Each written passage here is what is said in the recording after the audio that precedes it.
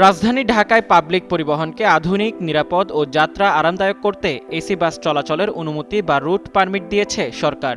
দীর্ঘ কয়েক বছর পর গণপরিবহন ব্যবস্থাকে সুশৃঙ্খল, আধুনিক ও যাত্রী বান্ধব করার অংশ হিসেবে এই সিদ্ধান্ত নিয়েছে ঢাকা মেট্রো যাত্রী ও পণ্য পরিবহন কমিটি।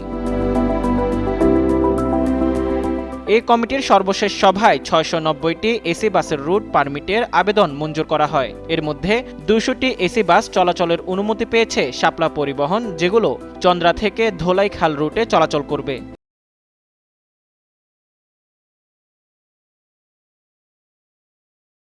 এছাড়া চিত্রা পরিবহন লিমিটেড ১২০টি, টাইম বার্ড এক্সপ্রেস ১০০টি এবং স্প্রিন্ট শ্যাটেল প্রাইভেট লিমিটেড ২টি ভিন্ন রুটে অর্থাৎ ২টি আলাদা রাস্তা বা পথে ১০০টি বাস নামানোর অনুমোদন লাভ করেছে।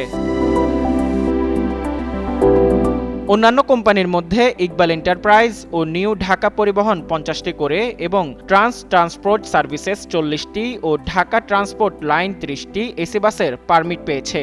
কমিটি সূত্রে জানা গেছে, ইকবাল এন্টারপ্রাইজ উত্তরার পঞ্চবটি থেকে কেরানীগঞ্জ রুটে, নিউ ঢাকা পরিবহন সাইনবোর্ড থেকে গাজীপুর শিববাড়ি রুটে, trust transport services CMH Dhaka সেনানিবাস থেকে জলশিরি অফিস পর্যন্ত ২টি আলাদা রাস্তা বা পথ ব্যবহার করবে।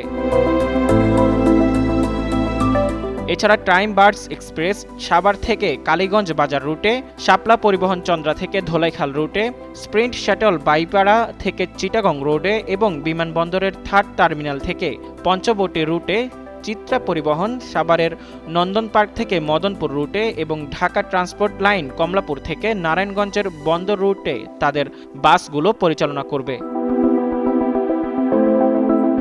কমিটির সিদ্ধান্ত অনুযায়ী চলাচলের অনুমোদন পাওয়া বাসগুলোতে বাধ্যতামূলকভাবে অটোডোর বা ই-টিকেটিং ব্যবস্থা থাকতে হবে।